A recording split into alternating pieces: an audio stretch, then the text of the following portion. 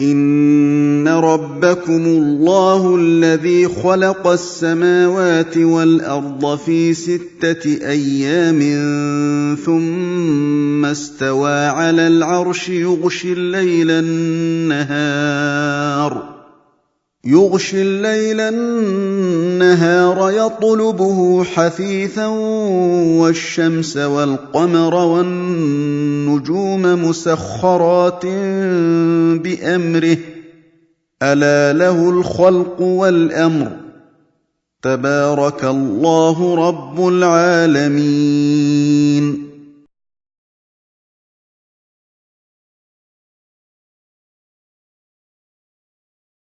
الحمد لله رب العالمين والصلاة والسلام على سيد الرسل وخاتم النبيين وعلى آله وصحبه أجمعين ومن تبعهم بإحسان إلى يوم الدين وبعد. أعوذ بالله من الشيطان الرجيم. بسم الله الرحمن الرحيم.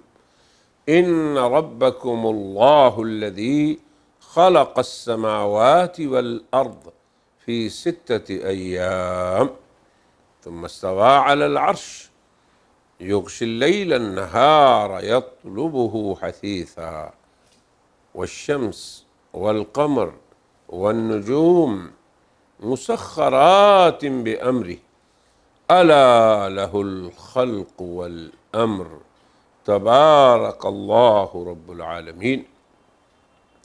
وقال النبي صلى الله عليه وسلم إن الشمس والقمر آيتان من آيات الله فإنهما لا ينخسفان لموت أحد ولا لحياته.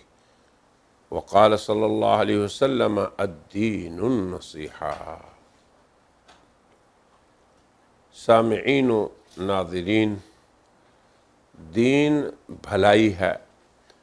ہمارے اس طویل سلسلے کا ایک شعبہ ہے قادیانی مغالطات، اور ان میں سے یہ ہمارا 5واں مغالطہ ہے جس کا عنوان ہے قادیانیت کا سورج گرہن اور چاند گرہن میں مغالطہ. وہ عام اسے کہتے ہیں کسوف و خسوف، اور یہ ایک مغالطہ کئی خطرناک مغالطات پر مشتمل ہے. ذرا تمہید کے طور پہ ہمیں کچھ امور سمجھنے چاہیے کہ سورج اور چاند گرہن، دونوں کو گرہن لگتا ہے. سورج دن کو نکلتا ہے، چاند کو گرہن جو ہے وہ رات کو ہی لگنا ہے کہ وہ رات کو ظاہر ہوتا ہے. تو ان دونوں کے متعلق اور ان دونوں کے گرہن سے متعلق قادیانیت کا مغالطہ جو کئی مغالطات پر مشتمل ہے، اس کی اصل حقیقت کا ادراک کی خاطر ہی ہم آغاز میں ایک تمہید ذکر کرتے ہیں. یہ ہماری تمہید بعض ضروری امور پہ شامل ہے. سب سے پہلا امر یہ کہ سورج اور چاند، ان دونوں کو جو گرہن لگتا ہے، شارع کی نظر میں اس کی کیا حیثیت ہے، یہ ہمیں سمجھنا چاہیے. صحیح مسلم اور صحیح بخاری دونوں کی روایت یہ ہے ان الشمس والقمر آیتان من آیات اللہ فإنهما لا ينخسفان لموت أحد ولا لحياته فإذا رأيتموها فكبروا وادعوا الله وصلوا وتصدقوا يا أمة محمد صلی اللہ علیہ وسلم. اب اس ارشاد نبوی کا ترجمہ یہ ہے کہ شمس و قمر یقیناً اللہ کی نشانیوں میں سے 2 نشانیاں ہیں. انہیں گرہن جو لگتا ہے یہ کسی کی موت و حیات کی وجہ سے نہیں لگتا.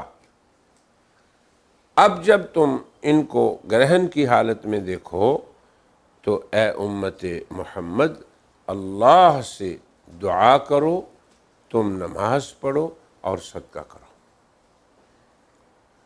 نبی کریم صلی اللہ علیہ وسلم کا یہ ارشاد گرامی اس حقیقت میں بالکل صریح ہے کہ چاند اور سورج کے گرہن کا واقعات زمانہ سے کوئی تعلق نہیں۔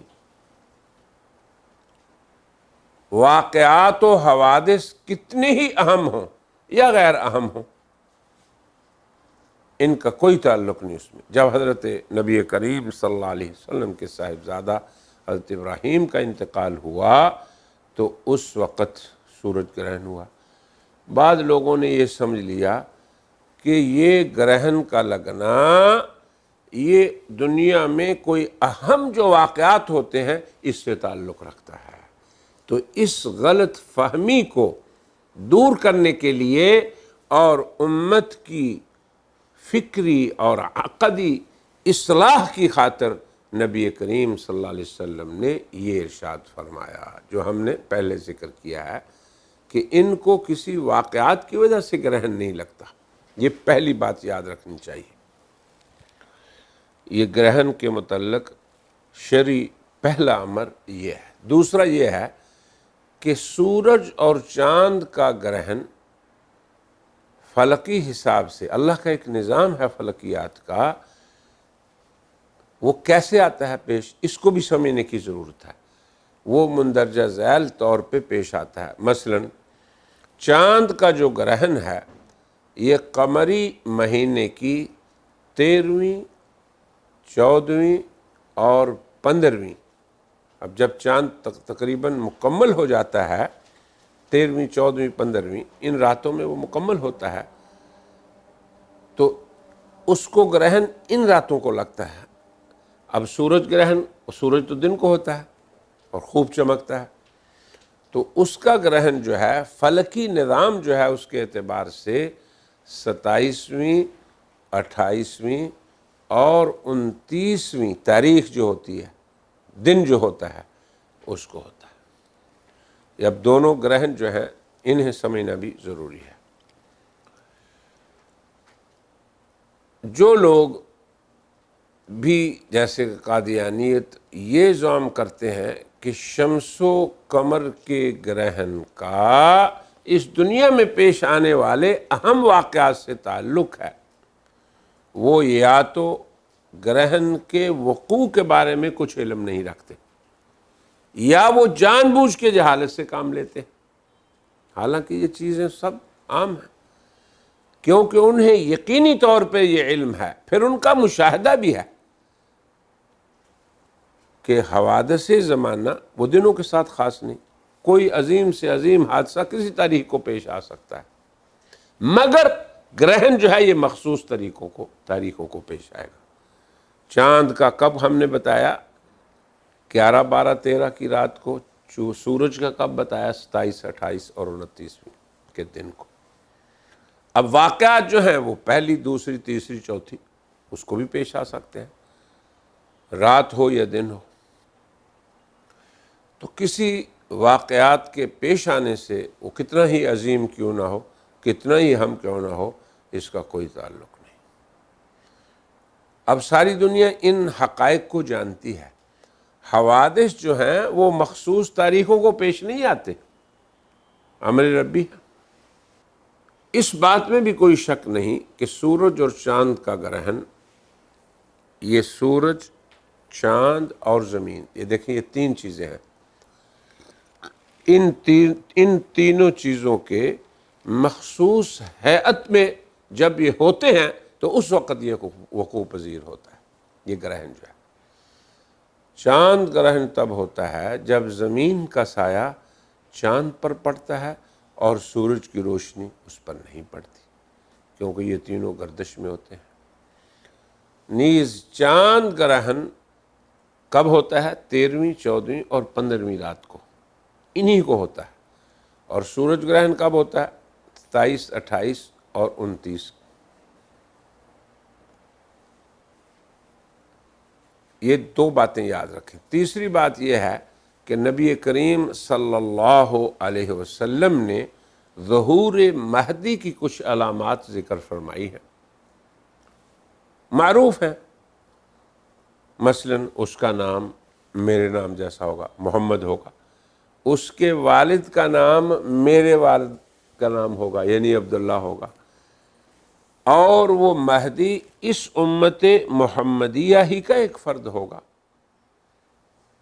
وہ جب دمشق کی جامع مسجد میں حضرت عیسیٰ علیہ السلام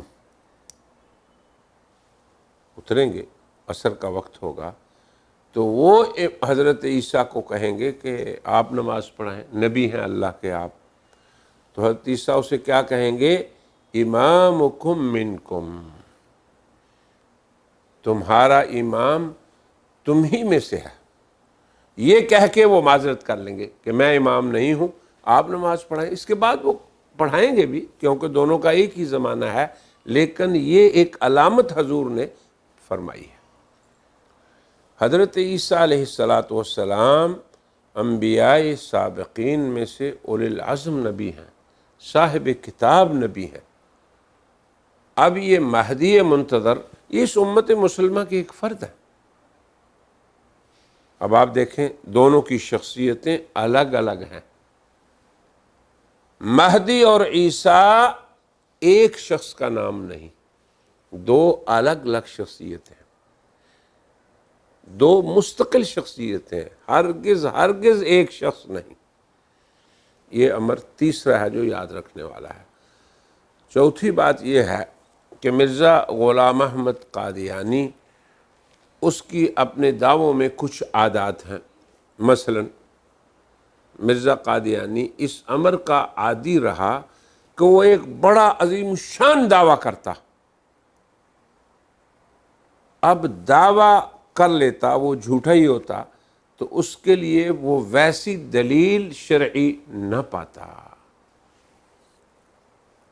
جب اس کی شرعی دعوے کی شرعی سند نہ ہوتی تو پھر کیا وہ کرتا؟ غور کریں، پھر وہ مغالطات میں لوگوں کو الجھاتا۔ یہ اس کا ایک طریقہ کار رہا ہے، بہت سی اس کی مثالیں ہیں۔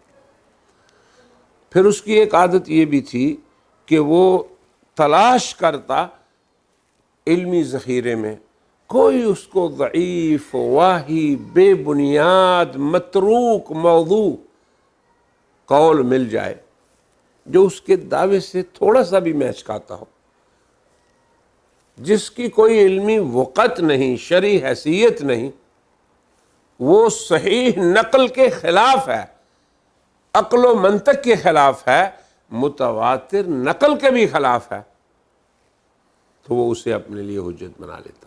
اس چیز کو یاد رکھیں آپ۔ اب دیکھیں براہین احمدیہ کے ضمیمہ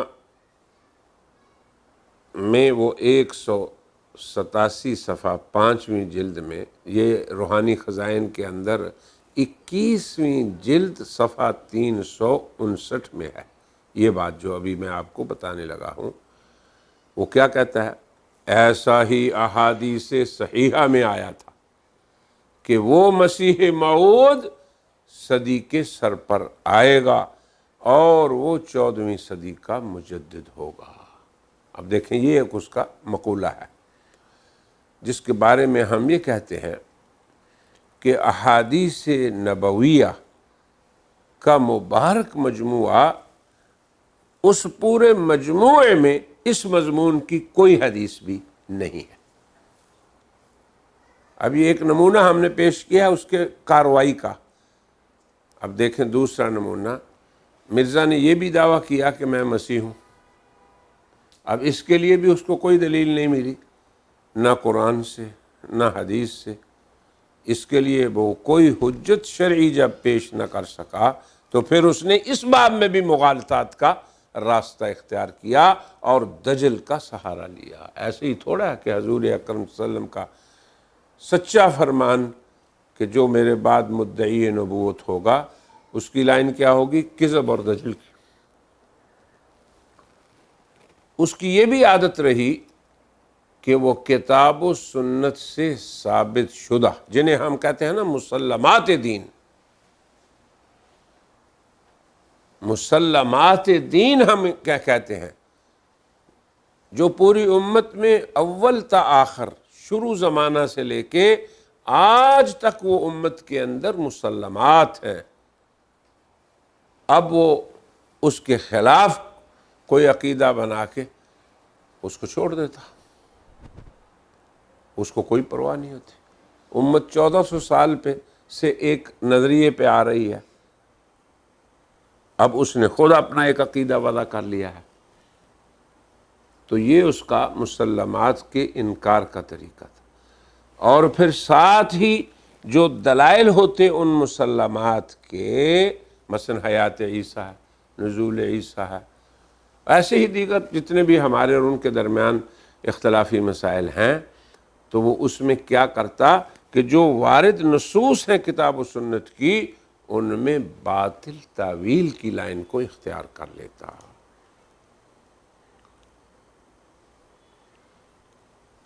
تیسری عادت اس کی یہ ہے کہ کوئی ضعیف گرا پڑا قول، کوئی موضوع حدیث، اب اس کے مقابلے میں صحیح حدیث ہے، متصل ہے، متواتر ہے، مگر وہ اس کے دعوے کو میل نہیں کھاتی، اور اس طرف ضعیف اقوال واہی اور موضوع احادیث اس کے ساتھ مطابقت کر رہی ہیں،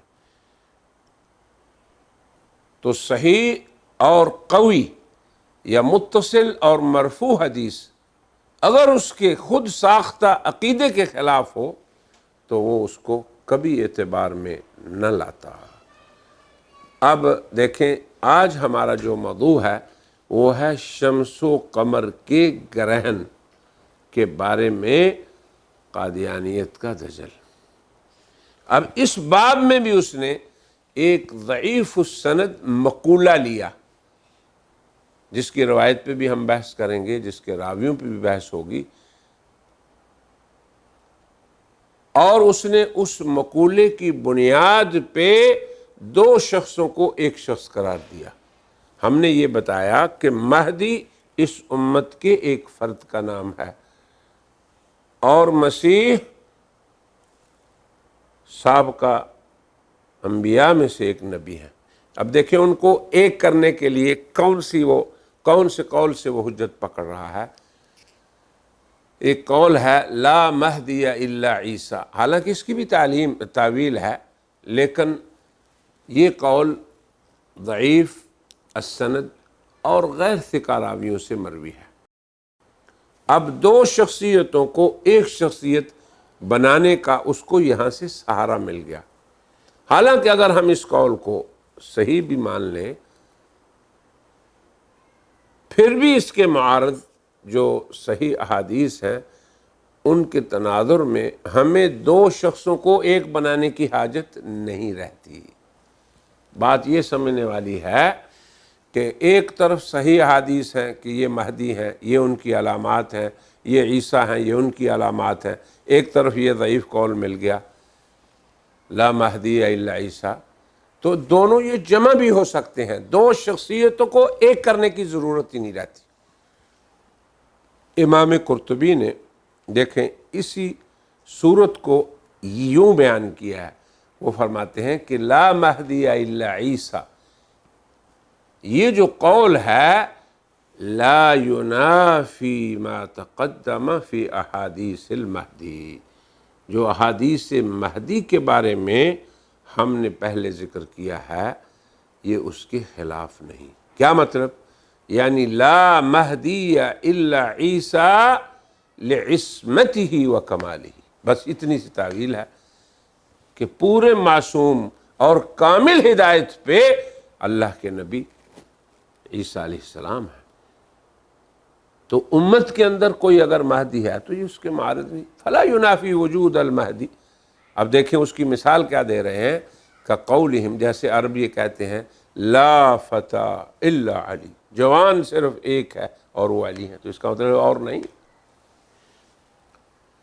ومثل ذلك ذکر الامام الشرانی، اب دیکھیں اس کا اردو ترجمہ یہ ہے کہ مہدی صرف عیسیٰ ہی ہے، یہ مہدی کے متعلق وارد احادیث کے معارض یا منافی نہیں ہے، یہ ضعیف قول بھی منافی نہیں ہے، اس کو بھی ہم جمع کر سکتے ہیں، اور اس کا معنی یہ ہوگا کہ مہدی صرف عیسیٰ ہی ہے، یہ ان کی عصمت و کمال کی بنا پہ ہے، جو حضرت عیسیٰ کے علاوہ مہدی کے وجود کے منافی نہیں یہ قول۔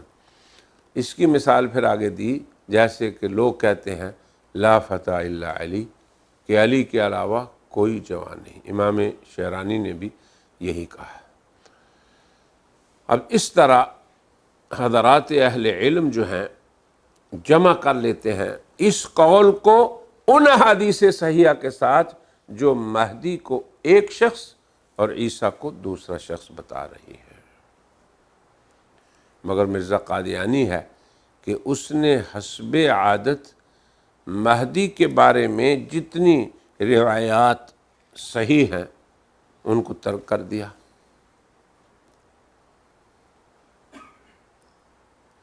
یہ کیوں کیا؟ اس لیے کہ اس اکیلے نے دو دعوے خود کیے تھے کہ میں مہدی بھی ہوں اور عیسیٰ بھی ہوں۔ اب اگر آپ احادیث سے مہدی لیں تو مرزے پہ ایک علامت بھی فٹ نہیں ہوتی۔ معروف ہے کہ اس کا نام غلام احمد ہے، اور مہدی کا کیا نام ہوگا؟ محمد۔ دیکھیں نام ہی سے فرق ہے۔ مہدی کے والد کا نام عبداللہ اور اس کے والد کا نام مرزا غلام مرتضیٰ۔ اور ایسے ہی حضرت مسیح موعود علیہ السلام کے بارے میں جو علامات بیان ہوئی ہیں، ان کے نزول کے بعد جو اس دنیا کے حالات ہوں گے، جو امن ہوگا، جو اس دنیا کے اندر خوشحالی ہوگی، زمینی برکات اور آسمانی برکتوں سے اس دنیا کو گھیر لیا جائے گا۔ مرزے کے آنے کے بعد تو جنگیں دنیا میں شروع ہوئیں، دشمنیاں دنیا میں بڑھ گئیں، دہشت گردیاں بڑھ گئیں، اور حضرت عیسیٰ علیہ السلام کے بارے میں تو خبریں بالکل ان کے برعکس ہیں۔ تو مرزے نے اپنے غیر شرعی دعویٰ جو مسیحیت اور مہدی ہونے کا تھا اس کو ثابت کرنے کے لیے ہم نے جیسے عرض کیا کہ ہمیشہ ساقط، واہی، ضعیف اور موضوع اقوال کا سہارا لیا، اور پھر اس میں اگر وہ جمع بھی ہو سکتا تھا تو اس کو نہیں پسند کیا جو اہل علم نے کیا، بلکہ وہ اپنی باطل تعویل پہ ہی کھڑا رہا۔ جیسے ہم نے ذکر کیا کہ امت کے ثقہ علماء دونوں اقوال کو جمع کرنے کی صورت بیان کرتے ہیں، مگر اسے وہ قبول نہیں، اور یہی وتیرہ ہے قادیانیت کا آج بھی کہ وہ ضعیف قول سے تمسک کرتے ہیں اور پھر خوب چلاتے ہیں کہ مہدی ہی مسیح ہے۔ پھر مرزے نے یہ بھی سعی کی کہ اس قول کو اپنی خواہش کے مطابق اپنے اوپر فٹ کریں۔ مصیبت یہ ہے کہ وہ جو علامات تھیں حضرت مسیح کی اور جو مہدی کی تھیں اس میں سے کوئی بھی اس پہ فٹ ہی نہیں ہو رہی۔ تو یہ ہم نے تمہید کے طور پہ اپنے اس محاضرہ یا مقالہ جو کہ کسوف و خسوف اور شمس و قمر، سورج اور چاند کے گرہن کا مغالطہ ہے، اس کے شروع میں پیش کر دیا ہے۔ ہم آج کی مجلس کا اسی پہ اکتفا کرتے ہیں اور کہتے ہیں وآخر دعوانا ان الحمد للہ رب العالمین۔